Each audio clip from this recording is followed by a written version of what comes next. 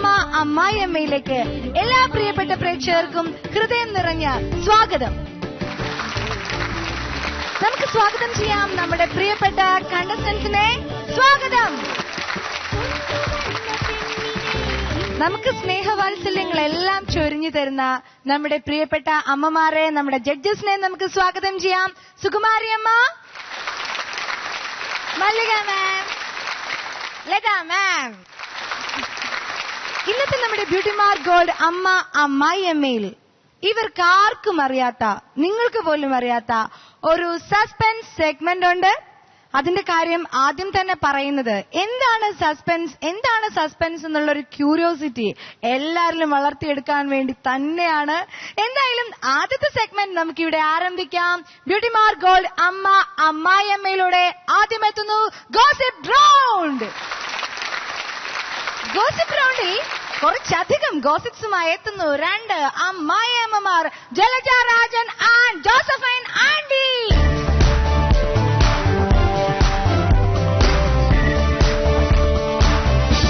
ഇത്രയും ചുറുചുറുക്കോട് കൂടിയിട്ട് ഇവിടെ ആരും നടന്നു വന്ന് നിന്നിട്ടില്ല. കൺഗ്രാറ്റുലേഷൻസ്. Thank you. കൺഗ്രാറ്റുലേഷൻസ്. പിന്നെ വിശേഷമൊക്കെ പിന്നെ എന്ത് പറയാനാണ് എന്റെ ജലജെ? ജോലിയൊക്കെ കഴിഞ്ഞോ? ജോലി കഴിഞ്ഞിട്ട് ഒരു സമയവും കിട്ടൂല. അത് ഇനി എന്റെ മരണം വരെ ജോലി തന്നെയായിരിക്കും. അത് മരുമകളും കുട്ടികളൊക്കെ പോയി സ്കൂളിൽ പോയി അവരൊക്കെ ജോലിക്ക് രാവിലെ എഴുന്നേറ്റ് പോയിക്കോളും. രാവിലെ എഴുന്നേറ്റ് പോകുന്ന കാര്യം എന്താ? എല്ലാം ഞാൻ ഉണ്ടാക്കി വെച്ചാൽ പോകും. അത് വെച്ച് അതുകൊണ്ട് പോകും. അത്ര എന്റെ കാര്യം. 12 വർഷം കൊണ്ട് എന്റെ ഞാൻ മടുത്ത് ഒരു ഗ്ലാസ് ചായ ഇതേവരെ എന്റെ മരുമോളെ എനിക്ക് ഇട്ട് തന്നിട്ടില്ല. ഞാൻ രാവിലെ എഴുന്നേറ്റ് എല്ലാം ചെയ്തു വെച്ചാ അവർക്ക് സമയത്ത് ഓഫീസിൽ പോകാൻ പറ്റും. എന്റെ മരുമകളുടെ കാര്യം പറയണ്ട. എന്താന്ന് വെച്ചാ രാവിലെ എണീക്കുന്നു പറയും. എപ്പോഴാ?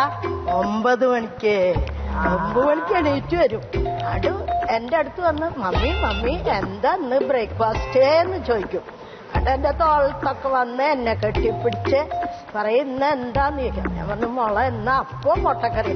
അയ്യോ നല്ലത് എന്ന് പറഞ്ഞ് വേഗം പിന്നെ വന്നിരിക്കും. എന്താന്ന് വെച്ചാ വെള്ളപ്പം മുട്ടക്കറി ഭയങ്കര ഇഷ്ടം ആൾക്ക്. അപ്പൊ അത് തിന്നു കഴിഞ്ഞ് പിന്നെ ഈ ചവിട്ടിൽ വെക്കണ എന്തോ വർത്താനം പറയണ എന്തോ ഒരു മുന്തല്ലേ ഇപ്പൊ ഇറങ്ങിയിട്ടില്ലേ, അതും പിടിച്ചോണ്ട് ഏത് നേരവും വർത്താന. ആരോടാ വർത്താനം പറയണെന്ന് ചോദിച്ചാ പറയും എന്റെ ഫ്രണ്ട്സാ. എന്തിനു മമ്മി അതൊക്കെ അറിയണ എന്നൊരു ചോദ്യം. മേക്കപ്പിന്റെ കാര്യത്തിൽ പിന്നെ ജലജ പറഞ്ഞിട്ട് ഒരു കാര്യവുമില്ല. 9 മണിക്ക് പോകാനുള്ള ആൾക്ക് 7 മണിക്ക് തുടങ്ങണം മേക്കപ്പ്.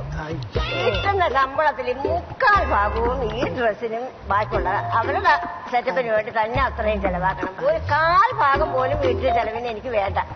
അത്രയും അവരുടെ തൂർത്തടിച്ച് എല്ലാ ചെലവാക്കുള്ളൂ. എന്റെ മരുമകൾക്കാണെങ്കിൽ നടക്കാനേ വയ്യ. എന്താന്ന് വെച്ചാ കാറുണ്ടെങ്കിലാ എവിടത്തേക്കേലും പോകാം. ബസ്സിലാ ഞാനൊന്നും യാത്രയില്ല. ഞാൻ ബസ്സിൽ കേറിയിട്ട് തന്നെ ഇല്ല എന്നാ പറയാ. ഞങ്ങളുടെ കുട്ടിക്കാലത്തൊക്കെ ഞങ്ങള് ബസ്സിലും കാറിലും ട്രെയിനിലും ഒക്കെ കേറിയിട്ട് തന്നെയാ പോണത്. അവക്ക് കാറുണ്ടെങ്കിൽ മാത്രം ഇറങ്ങുള്ളൂ. ഇല്ലെങ്കിലേ എന്റെ ഉടുപ്പും എന്റെ ചുരിദാറൊക്കെ ചീത്തയാവുന്നു ബസ്സിൽ കയറുമ്പോ പറയണം. അയ്യോ നമ്മളൊക്കെ എന്നെയും കെട്ടിക്കൊണ്ടുവന്ന സമയത്ത് വിളക്ക് കത്തിച്ചു വെച്ചാൽ തൂത്ത് വീടിനകത്ത് കയറുന്നത്. പക്ഷെ ഇപ്പൊ ഒരു സന്ധ്യാപ്രാർത്ഥനയ്ക്ക് പോലും അവർക്കൊന്നും ഇരിക്കാൻ അറിയൂല. മിറ്റം തൂക്കാൻ അറിയില്ല. അങ്ങനത്തെ പുറം ജോലികളൊന്നും വെച്ചല്ലേ. ഒക്കെ ഫ്ലാറ്റിലല്ലേ താമസം. അപ്പം മിറ്റം തൂക്കണ്ട, പിന്നെ ഒരു ജോലിയും ചെയ്യണ്ട. ഒക്കെ ഗ്യാസിലല്ലേ. ഒക്കെ വാഷിംഗ് മെഷീൻ അലക്കണ്ട, എല്ലാ പണി അപ്പൊ ഒക്കെ മെഷീനിലിടുക. പിന്നെ ചെന്നാ ഇത്തിരി നേരം കിട്ടിയ ഒരു ലാപ്ടോപ്പ് ഉണ്ട്, അതിന്റെ മുകളിൽ ഇരുന്ന് ഇങ്ങനെ കുത്തല് ഇതന്നെ വാല അടച്ചിട്ടിട്ട് ഒരു ദിവസം ഒഴിവ് കിട്ടിയ ആ ടിവിയുടെ മുമ്പിൽ നിന്ന് ഈ ഒരു മോള് എഴുന്നേക്കത്തേയില്ല. പിന്നെ സീരിയലിറ്റി ഒന്നും എല്ലാ പരിപാടികളും കണ്ടാലും അവർക്ക് തൃപ്തിയാവൂല. സന്ധ്യ പ്രാർത്ഥനയ്ക്ക് പോലും ഇരിക്കത്തില്ല. എന്റെ മരുമോൾക്ക് പിന്നെ സീരിയലൊന്നും കാണണ്ട. പിന്നെന്താ അവൾക്ക് ഈ പുറത്തേക്ക് പോകുമ്പോ 2 മണിക്കൂർ ഉപ്പിട്ട് പറയണട്ടാ മാറണമെങ്കിൽ. അപ്പൊ 2 മണിക്കൂർ മുമ്പ് പറഞ്ഞാലാണ് ആള് റെഡി ആവുള്ളൂ. ലിപ്സ്റ്റിക് ഇട്ട് കണ്ണെഴുതി പൊട്ട് ഇതൊക്കെ ചെയ്ത് അപ്പൊ പറയും മമ്മിയെ വല്ലോട്ടി പോണെങ്കിൽ എന്നോട് നേരത്തെ പറഞ്ഞോട്ടാ, എനിക്ക് റെഡിയാവാ ഇത്തിരി നേരമൊക്കെ വേണമെന്ന് പറയും. അപ്പൊ വല്ല കല്യാണത്തിനോ എന്തിനേലും പോണെങ്കിൽ 2 മണിക്കൂർ മുമ്പ് പറഞ്ഞാൽ ആ കല്യാണം കട്ടണ നേരത്തെങ്കിലും അങ്ങോട്ട് എത്തുള്ളൂ. ഇതന്നെ കാര്യം. എന്റെ ദൈവമേ, രാവിലെ തുടങ്ങി ചെയ്യുന്ന ജോലി രാത്രി വരെ ചെയ്താലും തീരൂല. ഇപ്പൊ എനിക്ക് എങ്ങനെയെങ്കിലും എന്റെ ജീവിതം ഒന്ന് അവസാനിച്ച ഒരു സംതൃപ്തി എനിക്ക് ഈ പിള്ളേരെ കൊണ്ടില്ല. പിന്നെ ഒരു കാര്യം പറയാണ്ട്, നമ്മുടെ കേക്കയിലെ മറിയാമ്മയുടെ മോള് വന്നിണ്ട്. സില്ല അറിയില്ലേ? അവള് മഹാഗേമിയ. അവളുടെ മോളുടെ പേരെന്തെന്നറിയാ? ഫിലാഡൽഫിയ. പറയാൻ പോലും പറ്റാത്ത പേരാ. ഇങ്ങനത്തെ പേരൊക്കെ ഇടും. അവിടെ വെച്ചാത്ര പ്രസവിച്ചോളൂ. അവളുടെ നടപ്പ് കണ്ടാല ഒരു വാനിറ്റി ബാഗും ഒരു മുട്ടിച്ചേർപ്പും അവളുടെ ലിപ്സ്റ്റിക് ഒക്കെ ഇട്ടിട്ട് അത് റോട്ടിൽ കൂടെ 2-3 പ്രാവശ്യം അങ്ങോട്ടും ഇങ്ങോട്ടും ഒക്കെ നടക്കും. എന്തിനാ? നമ്മളെ കാണിക്കാൻ. അവളുടെ ഡ്രസ്സ, അവളുടെ ബനിയനാണെങ്കിൽ കയ്യില്ല, പിന്നെ പാന്റിനാണെങ്കിൽ പകുതി വെട്ടിയത്.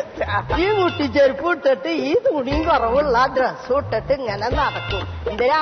എന്നിട്ട് ജലജാന്റിയെ എന്നൊരു വിളി. അവളെ നോക്കാൻ ഞാൻ അമേരിക്കന്ന് വന്നിട്ടുണ്ട്. എന്റെ ഡ്രസ്സൊക്കെ കണ്ടോ? എന്റെ മുട്ടിച്ചെരുപ്പും എന്റെ വാനിറ്റി ബാഗും. അത് ഇങ്ങനെ മൊബൈലും പിടിച്ച് ഇങ്ങനെ വർത്താനം പറഞ്ഞുകൊണ്ടിരിക്കും. ഏത് നേരം മൊബൈലിൽ വർത്താനം പറയല്ല അവൾക്ക് വഴി. ഗോൾഡ് അമ്മ അമ്മായിയമ്മ. ഞാൻ ആദ്യം നിങ്ങളോട് പറഞ്ഞ സസ്പെൻസ് അവിടെ മാറ്റി വെച്ചിരിക്കുകയാണ്. നമുക്ക് അതിനുള്ള സമയമാവുമ്പോൾ അതിലേക്ക് പോവാം. അതല്ലേ നല്ലത്? യെസ്. അപ്പൊ ജലജാണ്ടി എന്തൊക്കെ പരദൂഷണാണ് പറഞ്ഞുണ്ടാക്കിയത് പാവം കുട്ടീനെ പറ്റി? ഒത്തിരി ഒന്നും പറഞ്ഞിട്ടില്ല. ഉള്ള കാര്യങ്ങൾ മാത്രമേ പറഞ്ഞിട്ടുള്ളൂ. അതെ. ജോസഫൈൻ ആന്റിയോ കൂടുതൽ പറഞ്ഞിട്ടുണ്ട്. കൂടുതൽ പറഞ്ഞിട്ടുണ്ട്. സെലിൻ, എന്താണ് അഭിപ്രായം? മമ്മി പറഞ്ഞത് കുറച്ച് കൂടിപ്പോയെന്നോ അതോ കുറഞ്ഞു പോയെന്നോ? അതോ ഉള്ളതൊക്കെ പറഞ്ഞുന്നോ? കുറച്ചൊക്കെ ഉള്ളതാണ്. എന്തൊക്കെയാണ് ഉള്ളത്? സ്വയം സമ്മതിക്കുന്ന കാര്യങ്ങൾ എന്തൊക്കെയാണ്? ഞാൻ ലാപ്ടോപ്പിൽ ഇരിക്കുന്നത് സത്യമാണ്. പിന്നെ മൊബൈല് കുറച്ച് കൂടുതൽ യൂസേജ് ഉള്ളതാണ്. ഓക്കെ. പിന്നെ ഞാൻ കുറച്ച് കൂടുതൽ സമയം വേണം. അതെ. ശാന്തി ചേച്ചി പറയൂ. അമ്മച്ചി പറഞ്ഞത് 12 വർഷമല്ലേ? അതിലൊരു 2 വർഷം എന്നെ കൂട്ടിയാൽ മതി. 10 വർഷം ഞാൻ മാറി താമസിക്കുന്നതാ. 10 വർഷത്തെ കാര്യങ്ങളൊക്കെ ഉണ്ടാക്കി പറഞ്ഞതാണ് അല്ലേ? അപ്പൊ ചിലപ്പോ ഇളയ മരുമകളെ പറ്റിയിട്ടായിരിക്കും പറഞ്ഞത്. പറയൂ. അല്ല, ശാന്തിയെ പറ്റി തന്നെ പറഞ്ഞത്. ഈശ്വര, ഒരാളെ പറ്റി പറഞ്ഞത്. അങ്ങനെ എന്ന് ഉരുളാൻ നോക്കണ്ട മോളെ. വിട്ട് തരില്ല ഞങ്ങള്. വിട്ടുകൊടുക്കോ? വിട്ടുകൊടുക്കത്തില്ല. എനർജറ്റിക് ആയിട്ട് പറയൂ. വിട്ടു തരില്ലാന്ന്. വിട്ടു തരില്ല. നമുക്ക് എന്തായാലും ജഡ്ജസിലേക്ക് പോവാം. മല്ലികാമേ, എന്തായാലും ജലജ മാഡം ജോസഫിൻ മാഡം കൂടെ കലക്കി. അതെ, കാരണം അവര് എന്തൊക്കെ പറഞ്ഞാലും ആ പറച്ചിലിനൊരു നാച്ചുറാലിറ്റി ഉണ്ടായിരുന്നു. വളരെ സ്പോണ്ടേനിയസ് ആയിട്ട് കാര്യങ്ങൾ വന്നു. നന്നായിരുന്നു. സുകുമാരിയമ്മ നന്നായിരുന്നു എന്ന് വെറുതെ പറയല്ല. രണ്ടുപേരും വളരെ അതായത് വീട്ടിലിരുന്ന് സംസാരിക്കുമ്പം എങ്ങനെ സംസാരിക്കുന്നു അതുപോലെ സംസാരിക്കാൻ നിങ്ങൾക്കായിരുന്നു കൂടുതൽ എക്സ്പ്രഷൻ. കൂടുതൽ എക്സ്പ്രഷൻ. വക്കീലിന്റെ അമ്മായിമ്മയാ, അപ്പൊ ഒത്തിരി എക്സ്പ്രഷൻ കൂടണ്ട്. എന്റെ മോനും വക്കീലാ, അപ്പൊ 2 വക്കീലിന്റെ ഇടയിലാ ഈ അമ്മ നിൽക്കുന്നത്.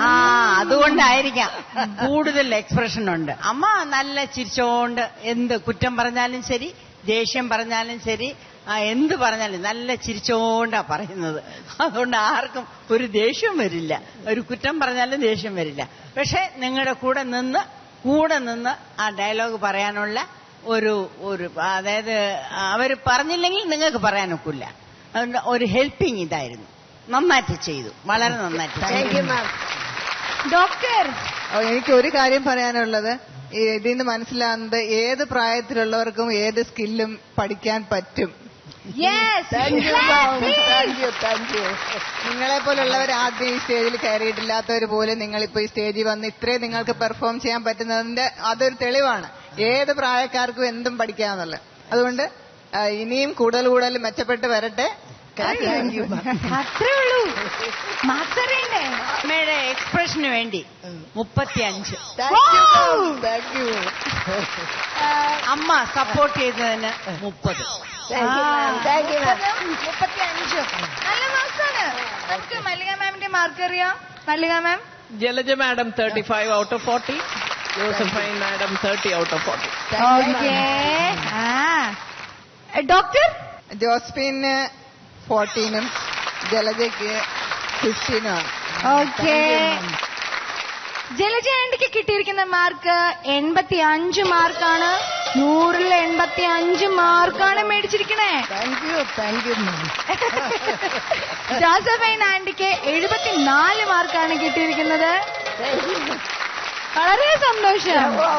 എന്നാലും നമ്മുടെ അമ്മമാരെല്ലാം എന്തു പറഞ്ഞാലും നീ എന്റേതല്ലേ വാവേ എന്ന് പറഞ്ഞിട്ട് തന്നെയാണ് കുറ്റം പറയുന്നത് അല്ലേ?